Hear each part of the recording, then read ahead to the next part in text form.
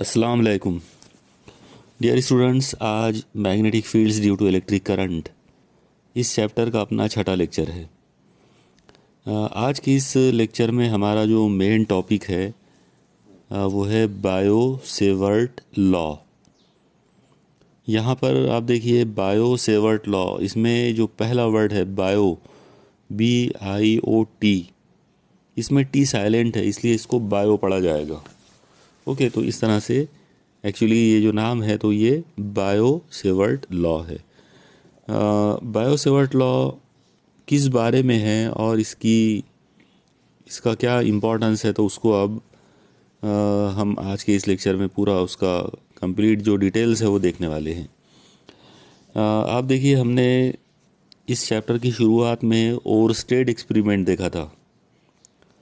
Oersted experiment के हिसाब से जब हम किसी मेटल वायर में से इलेक्ट्रिक करंट पास करते हैं तब उस वायर के चारों तरफ जो है उसके अतराफ में मैग्नेटिक फील्ड तैयार हो जाती है। उस मैग्नेटिक फील्ड की वैल्यू मालूम करना और उस मैग्नेटिक फील्ड की डायरेक्शन मालूम करना, ये मेन मकसद है बायो सेवर्ट लॉ का। ओके, यानी बायो सेवर्ट लॉ जो है उसके ज़रिए हम वो जो मैग्नेटिक फील्ड जो तैयार होती है, जो मैग्नातीसी मैदान जो तैयार होता है किसी करंट कैरिंग वायर के अतराफ में, उसके बाजू में, उस मैग्नेटिक फील्ड की हिद्दत, उस मैग्नेटिक फील्ड का जो मैग्नेटिक इंडक्शन है, जिसको उर्दू में हम मैग्नातीसी अमाला कहेंगे, वो चीज़ मालूम करने के लिए बायो सेवर्ट लॉ इस्तेमाल किया जाता है। ओके, तो अगर आपसे सिंपल वे में अगर एक सवाल कर लिया जाए कि बायो सेवर्ट लॉ जो है वो उसकी अहमियत क्या है या वो किस काम का होता है, तो आपका जवाब ये होना चाहिए कि बायो सेवर्ट लॉ के ज़रिए हम मैग्नातीसी मैदान का मैग्नातीसी अमाला यानी मैग्नेटिक इंडक्शन मालूम कर सकते हैं। ओके, चलिए अब हम देखते हैं कि बायो सेवर्ट लॉ ओरिजिनली क्या चीज़ है। यहाँ पर अब आप देखिए, सबसे पहली चीज़ कि बायो सेवर्ट लॉ का जो स्टेटमेंट है वो ये है कि अगर आपने कोई मेटल वायर लिए, उस मेटल वायर में से इलेक्ट्रिक करंट मान लो के पास हो रही है, इलेक्ट्रिक करंट की वैल्यू जो है वो आई है, तो उस पूरे तार के ज़रिए किसी एक पर्टिकुलर पॉइंट पर, यानी उस तार के बाजू में किसी एक पर्टिकुलर पॉइंट पर जो मैग्नातीसी मैदान बनेगा, उस मैग्नातीसी मैदान का मैग्नातीसी अमाला यानी मैग्नेटिक इंडक्शन जो है वो पूरे तार के लिए तो मालूम नहीं किया जा सकता, लेकिन हम उस तार के एक छोटे से टुकड़े के लिए हम मालूम कर सकते हैं। ओके, उस तार का एक छोटा सा जो पार्ट है जिसको हम एलिमेंट्री पार्ट कहेंगे, उसके लिए हम मैग्नातीसी अमाला मालूम कर सकते हैं। और ये टोटली 4 अलग अलग चीज़ों पर जो है वो डिपेंड करता है।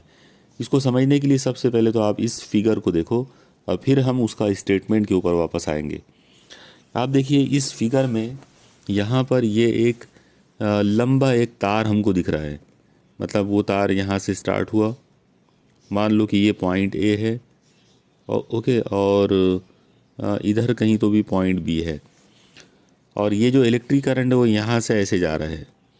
ओके, जब इस वायर में से इलेक्ट्रिक करंट पास होगा तो हम इस वायर के बेशुमार छोटे छोटे टुकड़े इमेजिन करेंगे, और जब हम ये इतने सारे टुकड़े इमेजिन करेंगे तो इनमें से मान लो कि एक टुकड़ा जो है वो ये वाला है, यहाँ पर ये जो नज़र आ रहा है आपको, तो ये एक इसका छोटा सा एलिमेंट्री पार्ट है।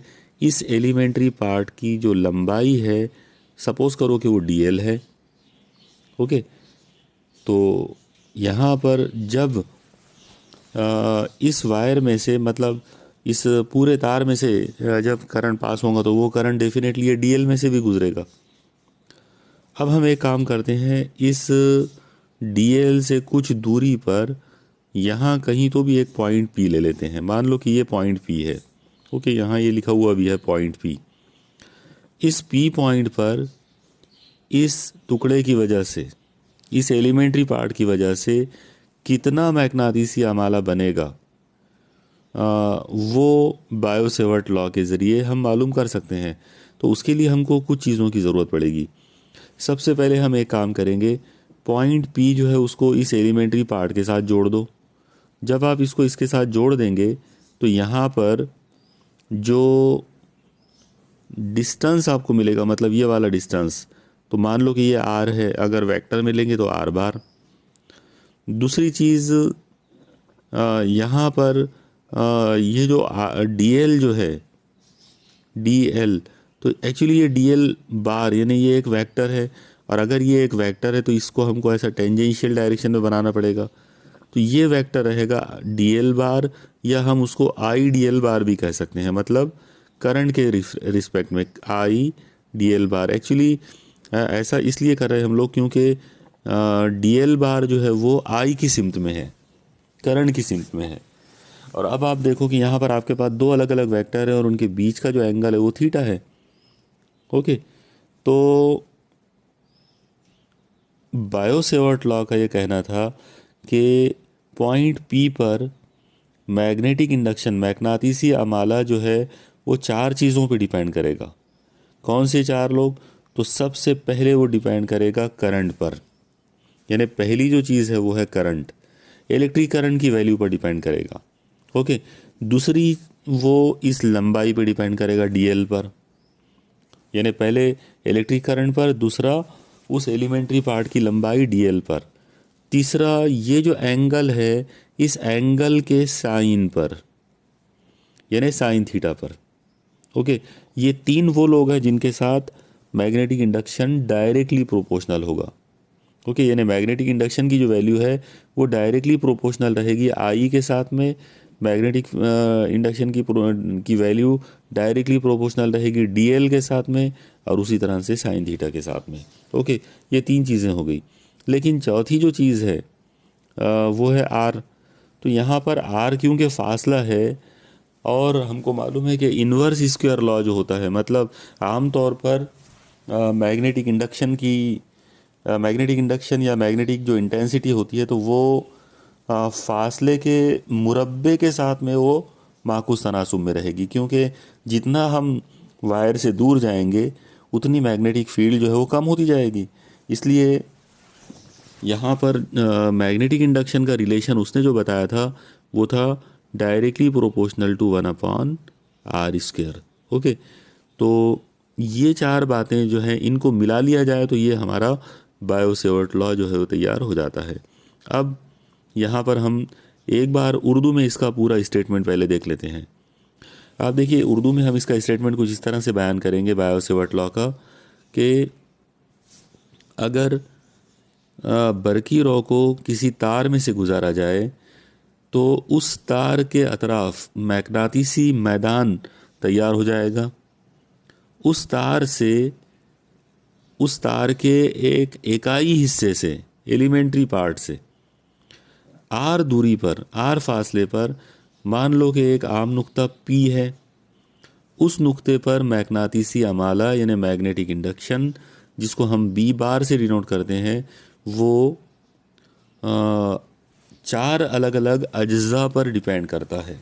और वो चार अलग अलग अज्जा कौन से हैं? तो उनमें से नंबर 1, पहला जो जुज़ उसमें है वो है इलेक्ट्रिक करंट, बरकी रॉ के साथ में वो डायरेक्टली प्रोपोर्शनल है। दूसरा है उस धाती तार का वो जो इकाई हिस्सा जो है, उस इकाई हिस्से की लंबाई डीएल, उसके साथ में भी वो रास तनासुब में रहेगा। तीसरी जो चीज़ है वो ये है कि दोनों के दरमियान, मतलब ये जो दो अलग अलग जो वेक्टर हमने निकाल लिए, इकाई लंबाई यानी डीएल बार और नुक्ता पी का फासला यानी आर बार, ये दोनों जो सिमतीय है, ये दोनों जो वेक्टर्स हैं, उनके दरमियान जो जाविया बनेगा उस जाविये के साइन के साथ में वो डायरेक्टली प्रोपोर्शनल होगा, रास तनासुब में होगा।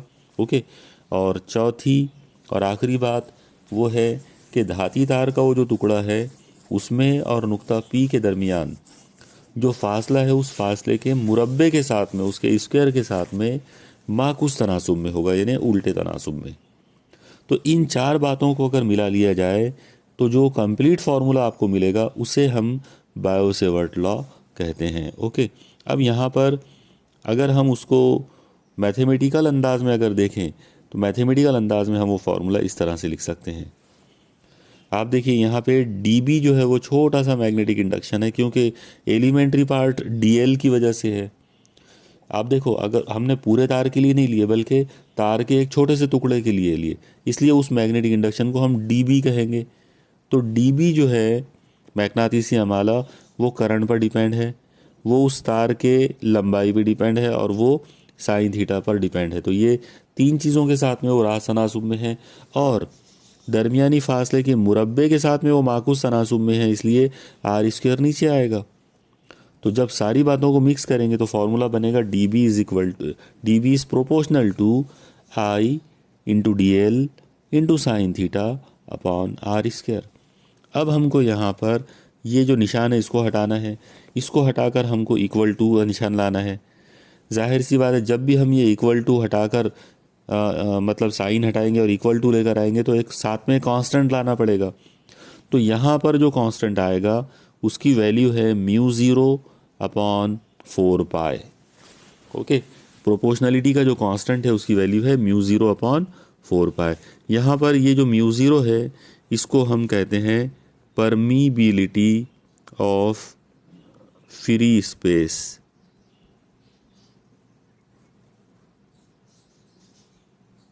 परमीबिलिटी, ओके, परमियाबिलिटी भी बोल सकते हैं आप उसको। तो परमियाबिलिटी ऑफ फ्री स्पेस, यानी जो वैक्यूम होती है, जो खला होती है, उसकी परमियाबिलिटी।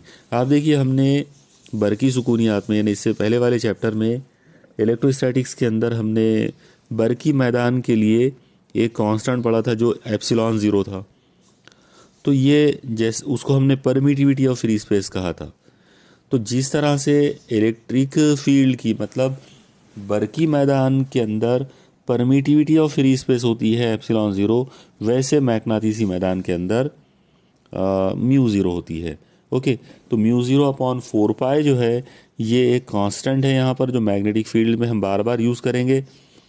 तो ये हो जाएगा, यानी बायो-सेवर्ट लॉ का जो स्टेटमेंट है वो फिर हमारे लिए कुछ इस तरह से बनेगा, D B is equal to mu zero upon 4 pi I into D L into sine theta upon R square.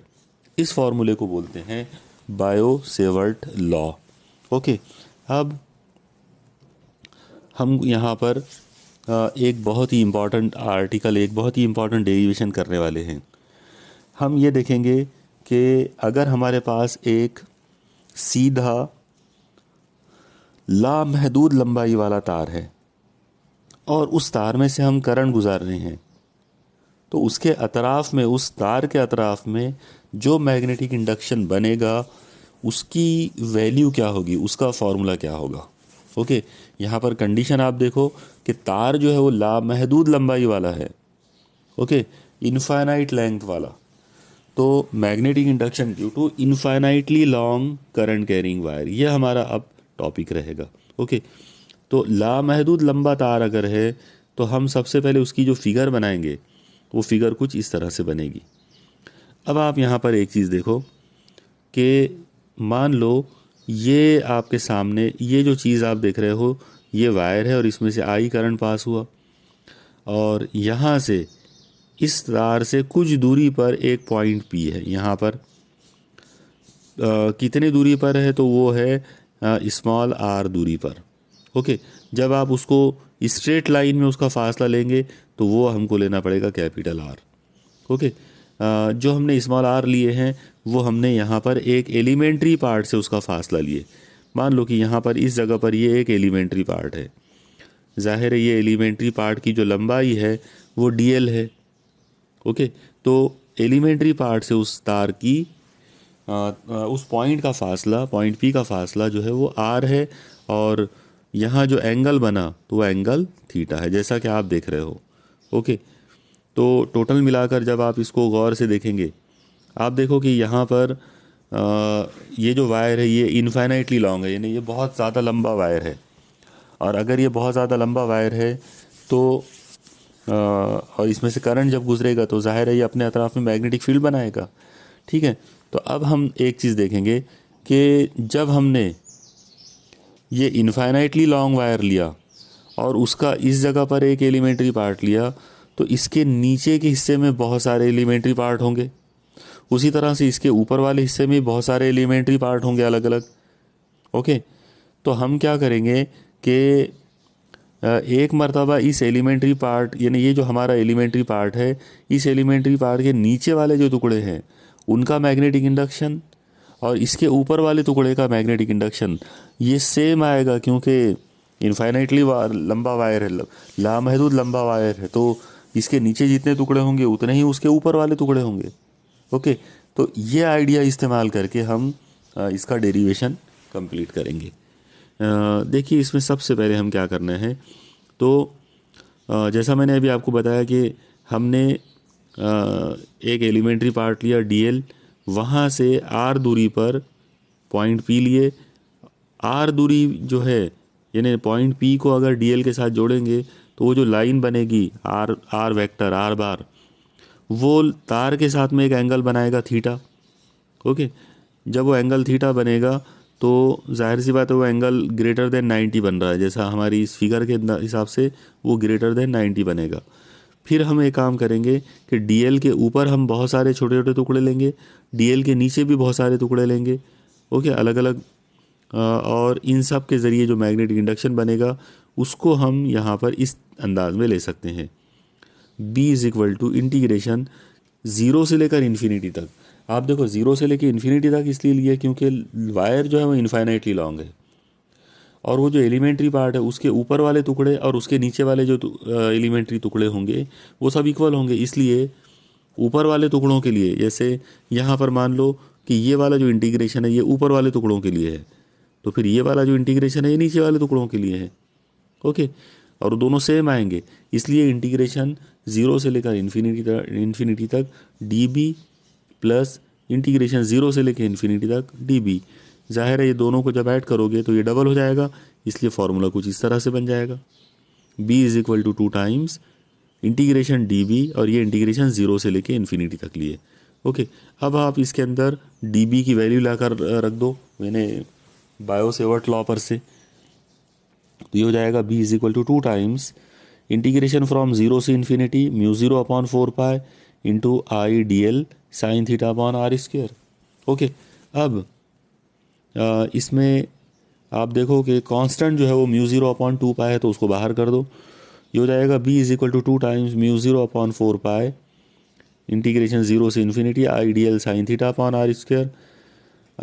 अब यहाँ पर जाहिर है जैसा आप देख रहे हो कि 2 ऊपर 2 है और नीचे 4 है, तो ये 2 से ये वाला 4 कट जाएगा, तो यहाँ नीचे 2 आ जाएगा। तो इस तरह से क्या बना, म्यू 0 अपॉन 2 पाई इंटीग्रेशन 0 से लेके इन्फिनिटी तक I D L sine theta upon R square. मान लो ये हमारी इक्वेशन नंबर 1 है। ओके, मुझे उम्मीद है कि आपको यहाँ तक ये समझ में आ गया होगा। अब हम आगे इस इंटीग्रेशन को सॉल्व करने के लिए कुछ चीज़ों के ऊपर पहले हम गौर करते। आप देखो, अभी जैसा हमने देखा था कि एक लंबा वायर था, उस लंबे वायर के अंदर जैसा हमने देखे कि लंबा वायर जो है उसमें हमने इस जगह पर एलिमेंट्री पार्ट लिया और यहाँ पर पॉइंट पी लिए, तो जब दोनों को बीच में जब जोड़ दिए तो जो लंबाई आ गई वो आ गई आर। इसमें इधर वाला एंगल थीटा है, तो अंदर वाला एंगल डेफिनेटली 180 माइनस थीटा होना चाहिए, क्योंकि यहाँ पर आप देखो ये वाला पूरा एंगल अगर निकालोगे तो ये 180 का आएगा, उसमें से थीटा निकाल दो तो 180 माइनस थीटा। इसका मतलब इस फिगर को हम इजीली जो है इजी वे में हम उसको ऐसे समझ सकते हैं कि एलिमेंट्री पार्ट से लेकर नुक्ता पी तक का फासला स्मॉल आर है, फिर वायर से सीधा फासला जो रहेगा उमूदी फासला वो कैपिटल आर है, और अंदर जो एंगल बना यानी इस मुसल्लस के अंदर जो एंगल बना वो एंगल बनेगा, बाहर का एंगल तो थीटा है तो अंदर वाला बनेगा 180 माइनस थीटा।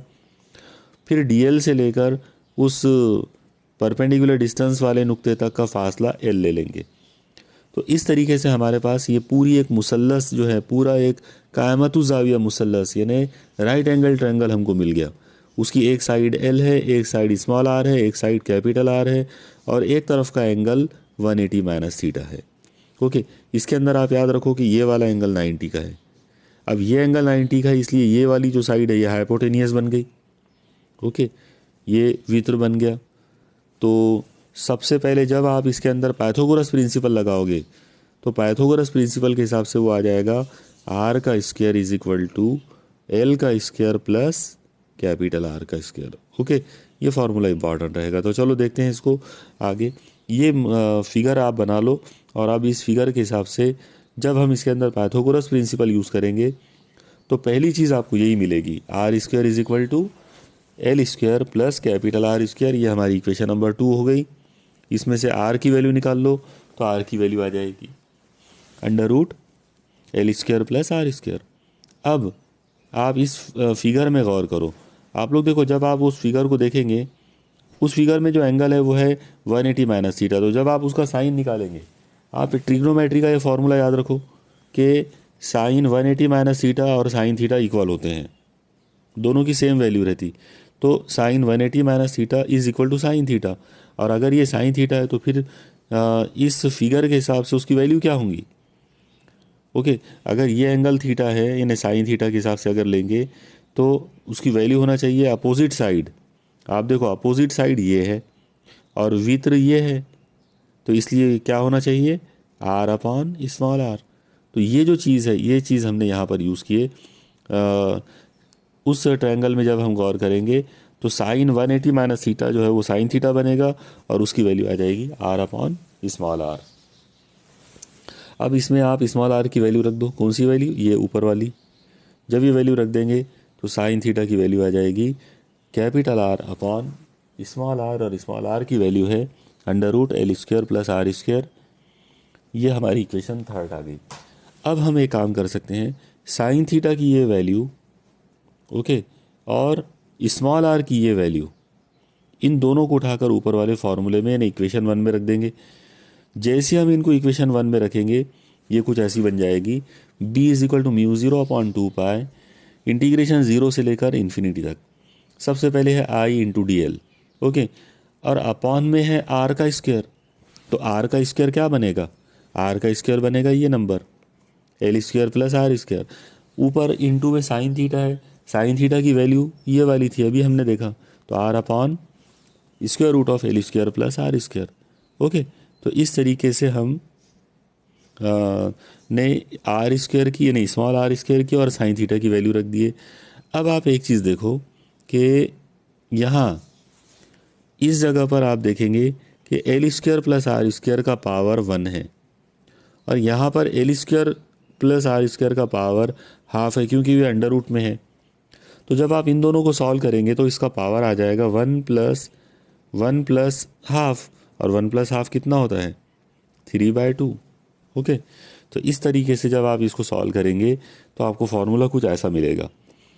यहाँ पर एक और काम करें, आई और आर कांस्टेंट है इसलिए उनको भी बाहर कर दिया इंटीग्रेशन से। तो फॉर्मूला बन गया mu 0 upon 2 pi into I R. ये सब कांस्टेंट लोग हैं। ओके, तो कांस्टेंट लोग बाहर चले गए। इंटीग्रेशन में क्या बचा, 0 से इन्फिनिटी तक D L upon L square plus R square का पावर 3/2। अगर आप में से किसी को ये स्टेप समझ में ना आई हो तो मैं एक बार फिर से आपको यहाँ एक्सप्लेन कर देता हूँ। आप देखो L square plus R square, ये जो नंबर है इसका पावर 1 है, फिर इसको ज़रब है L square plus R square, और वो जज़र में है, जज़र का मतलब है 1/2। तो एक का पावर यानी एक ब्रैकेट का पावर 1 है और एक ब्रैकेट का पावर 1/2 है। तो टोटल ब्रैकेट का फॉर्मूला जो इंडाइसिस का फॉर्मूला जो होता है तो उसके हिसाब से पावर ऐड हो जाएगी, यानी 1 प्लस 1/2। अब अगर आपने यहाँ पर 1 में 1/2 ऐड करे तो ये 1 को 1/1 समझ लो, तो इसका आंसर आ जाएगा 2 इंटू 1 2, ऊपर क्रॉस करो 2 इंटू 1 यानी 2 प्लस 1 इंटू 1 यानी 1, तो कितना आ गया 3/2। ओके, तो इस तरीके से नीचे जो L square plus R square है उसका पावर 3/2 हो जाएगा, ऊपर बचेगा डी एल। अब यहाँ पर ये जो इंटीग्रेशन है, ये इंटीग्रेशन को सॉल्व करना मतलब इसको हल करना जो है वो हमारे लिए कंपलसरी नहीं है, मतलब वो एक्चुअली हमारे सिलेबस का पार्ट नहीं है, वो मैथमेटिक्स का पार्ट है। तो हम यहाँ पर डायरेक्ट ये सेंटेंस याद रखो, इस इंटीग्रेशन को हल करने पर, मतलब जब आप इस इंटीग्रेशन को हल करोगे तो इसका जो आंसर आएगा वो आंसर ये आएगा, यानी इंटीग्रेशन 0 से इन्फिनिटी तक dl upon L square plus R square का power 3/2 is equal to 1 upon R square, यानी ये पूरा इंटीग्रेशन हटेगा और इसका आंसर आएगा 1 अपॉन आर स्क्वायर। अब यहाँ पर किसी के दिमाग में यह आ सकता है कि भाई ये आया कैसे, यानी ये इंटीग्रेशन आपको इसको हल नहीं करना है, ओके, यानी आपको सिर्फ ये याद रखना है कि इस इंटीग्रेशन का आंसर 1 अपॉन आर स्क्वायर आता है। अपने बोर्ड की बुक में डायरेक्ट ये ऐसा ही दिया हुआ है, डायरेक्ट यहाँ पर बोर्ड की भी बुक में ये डायरेक्ट इंटीग्रेशन का आंसर 1 अपॉन आर स्क्वायर ही लिया गया है, और उसको वैसे ही लेना है आपको, क्योंकि मैथमेटिकल स्टेप्स को सॉल्व करना जो है वो हमारे लिए एक्सपेक्टेड नहीं होता है। लेकिन फिर भी अगर किसी के दिमाग में अगर ये आ जाए कि भाई ये 1 अपॉन आर स्क्वायर इंटीग्रेशन का आंसर आया कैसे, तो यहाँ पर मैं इसको एकदम शॉर्ट में जो है करके बता रहा हूँ, ओके। आप देखो कि इसको किस तरह से इसको हल करेंगे, तो क्या करना है वो देखो। सबसे पहले हम फ़र्ज़ करेंगे कि ये जो इंटीग्रेशन है, इंटीग्रेशन 0 से infinity dl upon L square plus capital R square का पावर 3/2, मान लो कि ये आई है, इन्हें ये इंटीग्रेशन की वैल्यू को हम आई फ़र्ज़ कर लेंगे, ओके। और अब यहाँ पर हम फ़र्ज़ करेंगे, यानी यहाँ पर हमको सपोज़ करना है कि एल की वैल्यू जो है वो आर टेन थीटा है। ये याद रखो, ये सब्स्टिट्यूशन यही रखना पड़ेगा इसको हल करने के लिए, ओके। कुछ और अगर रखते हैं फिर ये सॉल्व नहीं होता। तो एल को हम कैपिटल आर टेन थीटा ये फ़र्ज़ करेंगे, ओके। इतना सब्स्टिट्यूट करना है हमको। जब आप एल का डेरिवेटिव लेंगे तो ये हो जाएगा dl is equal to R, तो आर ही रहेगा, टेन थीटा का डेरिवेटिव हो जाएगा सेक स्क्वायर थीटा, और थीटा का डेरिवेटिव हो जाएगा डी थीटा। तो इस तरह से अगर हमने एल की वैल्यू को आर टेन थीटा लिए तो उसका डेरिवेटिव हो जाएगा dl is equal to R, tan का डेरिवेटिव सेक स्क्वायर थीटा और थीटा का डेरिवेटिव डी थीटा, ओके। तो इस तरीके से dl इज इक्वल टू आ गया R sec square theta D theta.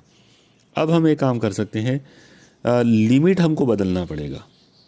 अब इंटीग्रेशन की लिमिट कैसे बदलेंगे, तो आप देखो l की लिमिट 0 लेते हैं। जब आप l की लिमिट 0 लेंगे तो l की वैल्यू आर टेन थीटा है, तो उसकी वैल्यू 0 लेना पड़ेगा। इसका मतलब ये हो जाएगा R tan theta equal to 0। इसका मतलब हो गया टेन थीटा इक्वल टू 0। अब टेन थीटा 0 कब होता है, जब थीटा 0 होता है। इसका मतलब यहाँ पर हमको ये लिमिट मिल गई कि जब l 0 होता है तो थीटा 0 होता है, ओके। आप इसको बराबर ध्यान रखो कि किस तरह से हम कर रहे हैं। तो लिमिट भी चेंज करना पड़ता, जब हम सब्स्टिट्यूशन मेथड जब अप्लाई करेंगे तो लिमिट भी बदलना पड़ेगा। तो जब l को 0 लेंगे तो थीटा की वैल्यू 0 आ जाएगी, ओके। अब मान लो कि l इन्फिनिटी ले लेते हैं। जब आप l को इन्फिनिटी ले लेंगे तो फिर ये जो वैल्यू है आर टेन थीटा की, तो ये इन्फिनिटी आ जाएगी। अब ये इन्फिनिटी उस वक्त होगी जब टेन थीटा की वैल्यू इन्फिनिटी होगी। और अब सोचो आपके कौन सा एंगल है जिसका टेन इन्फिनिटी आता, तो जाहिर है वो है 90 डिग्री। इसका मतलब थीटा जो है वो डेफिनेटली क्या है, 90 डिग्री है। तो यहाँ पर ये थीटा की लिमिट आ गई, यानी जब l की वैल्यू इन्फिनिटी है तो उस वक्त थीटा की वैल्यू 90 डिग्री है या π/2 है, ओके। चलो अब ये सारी वैल्यूज़ उठाकर इंटीग्रेशन में रख देंगे। ये बन जाएगा i इज इक्वल टू, आप लोग देखो लिमिट l बराबर 0 था तो थीटा बराबर भी 0 आ गया, फिर l बराबर इन्फिनिटी था तो थीटा बराबर π/2 आ गया ऊपर। तो इंटीग्रेशन बन गया 0 से π/2 तक। अब ऊपर था di, तो di की जगह पर हम उसकी वैल्यू ले लेंगे। वो वैल्यू है R sec square theta D theta. नीचे था L square plus R square, तो एल की जगह पर आर टेन थीटा लिए थे हमने, तो आर टेन थीटा वहाँ ले लो, ओके। अब आप देखो इस जगह पर जब आप इसका डिनोमिनेटर को सॉल्व करोगे तो सबसे पहली जो चीज़ हमको मिलेगी, यहाँ पर आप देखेंगे इस जगह पर आप देखो आर का स्क्वायर है और ब्रैकेट के बाहर है 3/2। इसका मतलब ये 2 से ये 2 कट जाएगा तो आर का पावर कितना हुआ, 3। तो यहाँ से आर का पावर 3 हो गया। सेम वैसे ही यहाँ पर आप देखो इस जगह पर, यहाँ पर आर का स्क्वायर है ओके, और बाहर पावर 3/2 है, ये 2 से 2 कटेगा तो आर का पावर 3 बचा, इसलिए आप आर का पावर 3 जो है वो बाहर कर सकते हैं। ओके, तो नीचे से हमने आर का पावर 3 बाहर कर दिए। अब आर का पावर 3 चला गया तो ये आर कट गया तो बचा टेन थीटा, तो टेन थीटा का स्क्वायर प्लस ये आर स्क्वायर चला गया। एक्चुअली आर स्क्वायर बोले तो आर का स्क्वायर का पावर 3/2, ये कॉमन निकाले थे हमने, ये चला गया तो यहाँ से बचेगा 1, इसलिए ब्रैकेट में क्या बचा, टेन थीटा का स्क्वायर प्लस 1। ओके, और अब आप देखो यहाँ पर इस आर से ये आर का पावर 3 कटेगा तो नीचे आर का स्क्वायर आ जाएगा। तो इस तरीके से, और उसको कांस्टेंट है तो उसको बाहर कर दिए। जब उसको बाहर करोगे तो आई की वैल्यू आ गई 1/r², इंटीग्रेशन 0 से लेके π/2 तक sec square theta D theta, और अपॉन में टेन थीटा का स्क्वायर प्लस 1 का पावर 3/2। ओके, चलो अब आप देखो क्या कर सकते हैं आगे। ये आई की वैल्यू आ जाएगी 1/r², इंटीग्रेशन 0 से लेकर π/2 तक, ऊपर sec square theta D theta है, नीचे टेन स्क्वायर थीटा प्लस 1 था, तो टेन को आप sign theta upon cos theta ले सकते हो। ओके, ट्रिग्नोमेट्री के फॉर्मूले आपको आना चाहिए, तो sine theta upon cos theta ले लिए। ओके, अब यहाँ पर आप इसको सॉल्व करना शुरू करो, देखो क्या होगा। 1/i=1/r², 0 से लेकर इन्फिनिटी, 0 से लेकर π/2 तक इंटीग्रेशन, ऊपर का जो sec थीटा है उसको 1/cos लिख सकते हैं, sec स्क्वायर था इसलिए 1/cos² लिखना पड़ेगा, तो 1/cos² थीटा, साथ में डी थीटा है। नीचे आप देखो sign theta upon cos theta का स्क्वायर है और अब साथ में प्लस में 1 है, तो जब आप नीचे इन दोनों को सॉल्व करोगे तो ये कुछ ऐसा हो जाएगा, sine square theta upon cos square theta plus 1, ये प्लस 1 को 1/1 समझो और नीचे क्रॉस मल्टीप्लाई कर लो, तो कॉस स्क्वायर थीटा नीचे, साइन स्क्वायर थीटा ऊपर, प्लस कॉस स्क्वायर थीटा ऊपर। ओके, तो इस तरह से ये कुछ ऐसा बन जाएगा, यानी sine square theta plus cos square theta upon cos square theta और उसका पावर 3/2। अब आप देखो ऊपर भी 1 में कॉस स्क्वायर थीटा है, नीचे भी कॉस स्क्वायर थीटा है, वो एक दूसरे के साथ कट जाएगा। ओके, या फिर आप ऐसा कर सकते हैं कि नीचे जो कॉस स्क्वायर थीटा है उसका पावर 3/2 है, यानी ये इसकी बात हो रही है। आप देखो कॉस स्क्वायर थीटा और इसका पावर कितना है 3/2, तो पावर 3/2 की वजह से देखिए क्या होगा, कॉस स्क्वायर थीटा और इसका पावर 3/2, तो 3/2 से ये 2 कटेगा तो पावर 3 बचेगा, तो वो 3 कॉस का पावर 3 जो है उसको हम ऊपर शिफ्ट कर दो, तो कॉस क्यूब थीटा ऊपर चला गया इंटू 1/cos स्क्वायर थीटा जो पहले से था ऊपर, अपॉन में नीचे आ गया sine square theta plus cos square theta. लेकिन ये जो टर्म है नीचे sine square plus cos square theta ये तो 1 है।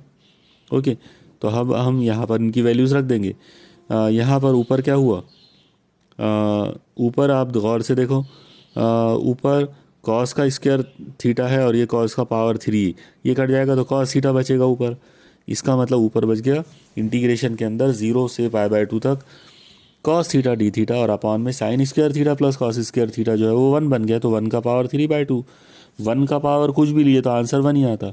इसका मतलब हमको यहाँ पर इंटीग्रेशन में क्या मिला, इंटीग्रेशन में सिर्फ इतना बचा, इंटीग्रेशन 0 से π/2 तक कॉस थीटा डी थीटा।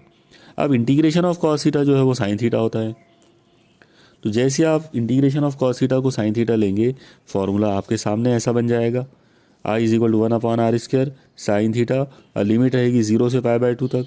अब आप थीटा की जगह पर पहले अपर लिमिट रखो, बाद में लोअर लिमिट और माइनस कर दो, तो ये कुछ ऐसा बनेगा, I=1/r², ब्रैकेट में साइन थीटा की जगह पर π/2 माइनस साइन थीटा की जगह पर 0। अब साइन π/2 1 होता है, साइन 0 0 होता है, इसका मतलब ये हो जाएगा 1 - 0 ब्रैकेट में, और 1 - 0 यानी 1, तो 1 × 1/r² यानी 1/r²। तो इस तरह से आई की वैल्यू आ गई 1/r²। ओके, तो ये अभी जो मैंने इंटीग्रेशन आपको जो पूरा जो करके बताया हूँ, ये पूरा इंटीग्रेशन जो है ये आप लोगों से एक्सपेक्टेड नहीं है। आप यहाँ पर डायरेक्ट ऐसा लिख सकते हैं कि ये जो इक्वेशन 4 जो है, इस इक्वेशन 4 को यानी उसमें इंटीग्रेशन को अगर आप हल करते हैं, उसको सॉल्व करते हैं, तो उसकी स्टेप आपको ये मिलेगी, यानी इंटीग्रेशन 0 से इन्फिनिटी तक dl/L² प्लस r² का पावर 3/2 इज इक्वल टू कितना 1/r² हो जाता है। ये आंसर को आप याद कर लो, ओके, अगर आपने ये आंसर को याद कर लिए तो आप डायरेक्ट इसको हल कर सकते हैं, और इसको हमको डायरेक्ट ही लेना है, तो 1/r² आ गया। अब ये 1/r² आप डायरेक्ट ले सकते हैं इक्वेशन 4 में। ओके, इसको इक्वेशन 4 में रख दो। जैसे आप इसको इक्वेशन 4 में रखेंगे ये कुछ ऐसा हो जाएगा, b = μ0/2π I/r। ये इंटीग्रेशन के बाहर था, और इंटीग्रेशन के अंदर जो कुछ भी था तो उसका आंसर आया था 1/r², तो इंटीग्रेशन का आंसर 1/r² रख दिए।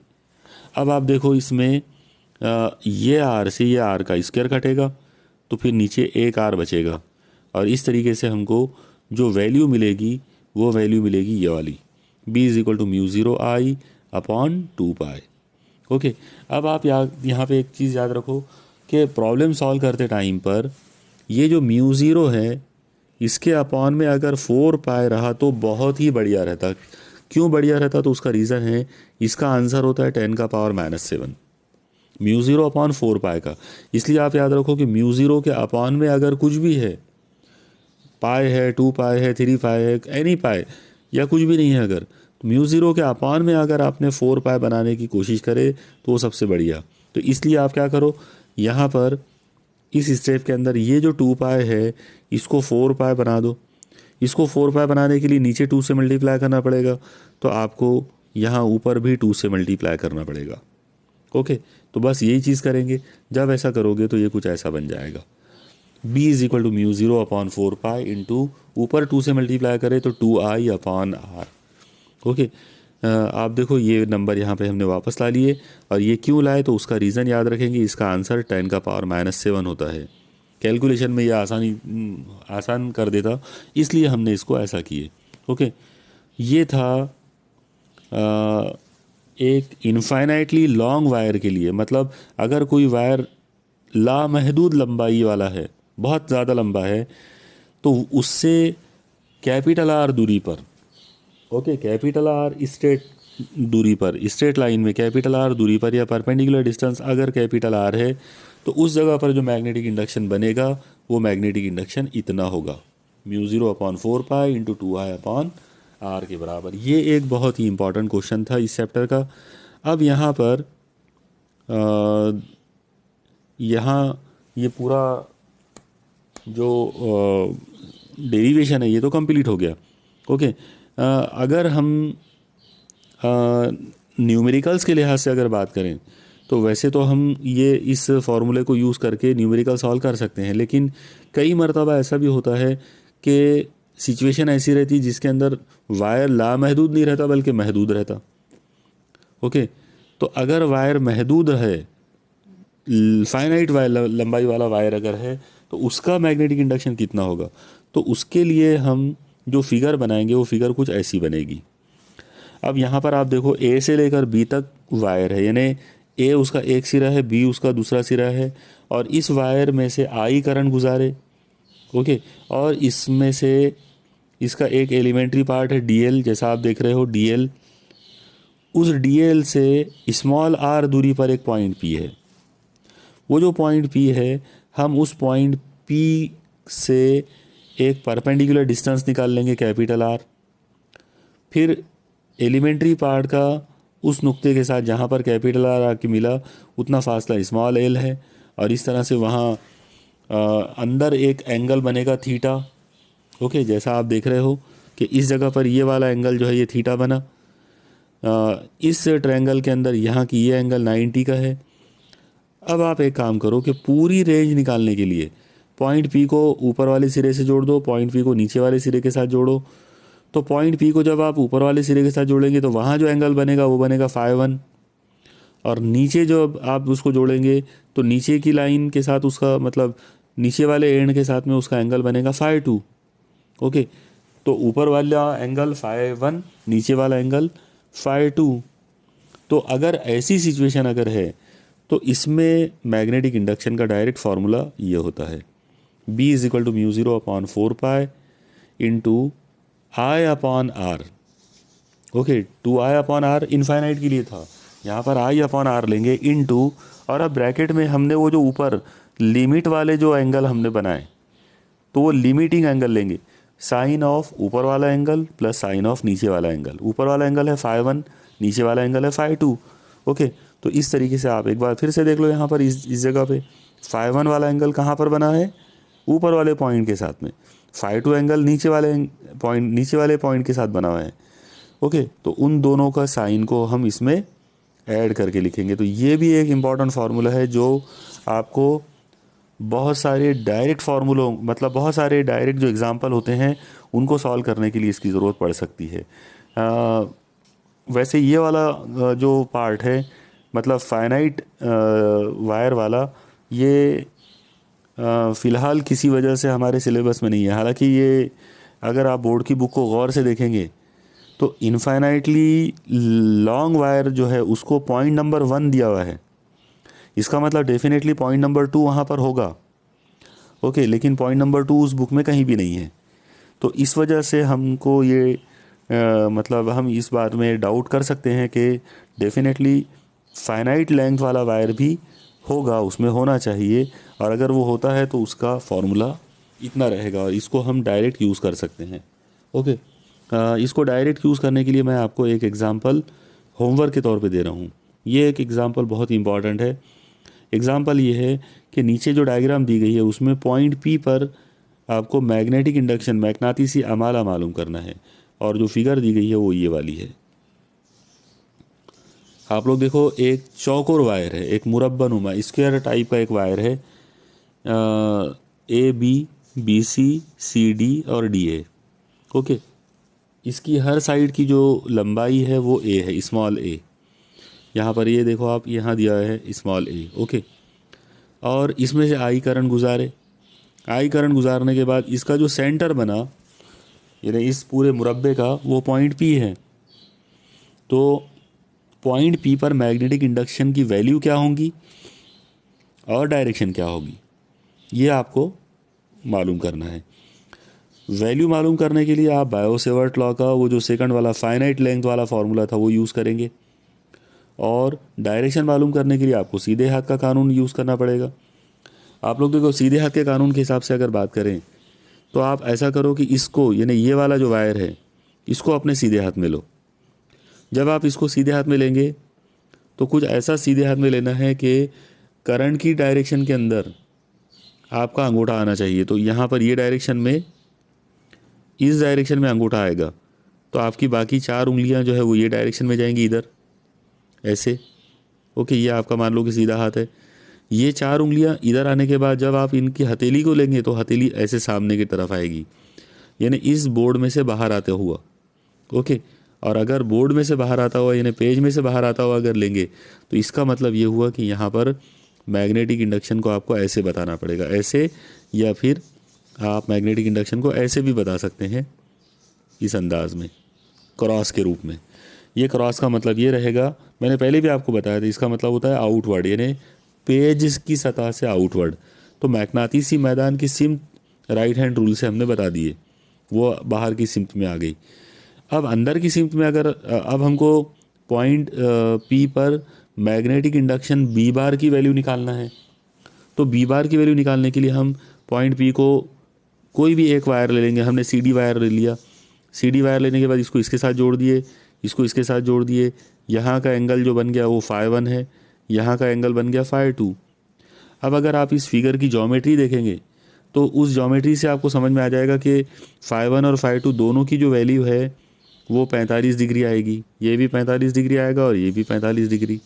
ओके, फिर आपको सिर्फ यहाँ पर P से लेकर ये वाला फासला जो है ये गिनना पड़ेगा, मतलब ये कितना आएगा। तो आप देखो, बहुत इजीली आप अंदाज़ा लगा सकते हैं। सी से लेकर डी तक की लंबाई ए है और सेम बिल्कुल उतनी ही लंबाई ऊपर है। इसका मतलब इतनी लंबाई जो है वो डेफिनेटली a/2 होगी। तो ये एक लंबाई आपको a/2 मिल गई। आप यहाँ पर सी से लेकर, अगर मान लो ये वाले पॉइंट का नाम m रख देते हैं, तो सी से लेकर m तक की लंबाई भी a/2 है। अब ये a/2 है, ये साइड a/2 है, तो आप ये वाली साइड भी निकाल सकते हैं पाइथागोरस से, बराबर है। ये सारी चीज़ें आपको करना है, और ये सब करने के बाद जब आप इसको सॉल्व करोगे आपको आंसर ये मिलेगा। B is equal to mu zero upon 4 pi into 16 I upon A into √2, और इस मैग्नेटिक फील्ड की डायरेक्शन रहेगी आउटवर्ड्स। ओके, आप लोग सॉल्व करके देखो, इजीली आप इसको सॉल्व कर पाएंगे। मैग्नेटिक इंडक्शन का फाइनल फार्मूला जो आप यूज़ करेंगे वो आएगा, पहले तार के लिए मैग्नेटिक इंडक्शन प्लस दूसरे तार के लिए प्लस तीसरे तार के लिए प्लस चौथे तार के लिए। ओके, और फिर जब आप इन सब को हटाकर यूज़ करेंगे तो फाइनल आंसर आपको जो मिलेगा वो कुछ ऐसा आएगा, B is equal to 4 times B1, यानी B1 बोले तो कोई भी एक, और कोई भी एक तार का एक हिस्सा, उसके लिए B1 मालूम कर लो, उसको 4 से मल्टीप्लाई कर दो तो इतना आंसर आएगा।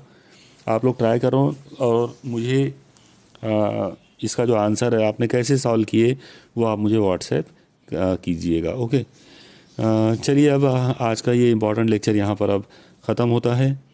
अल्लाह हाफिज़।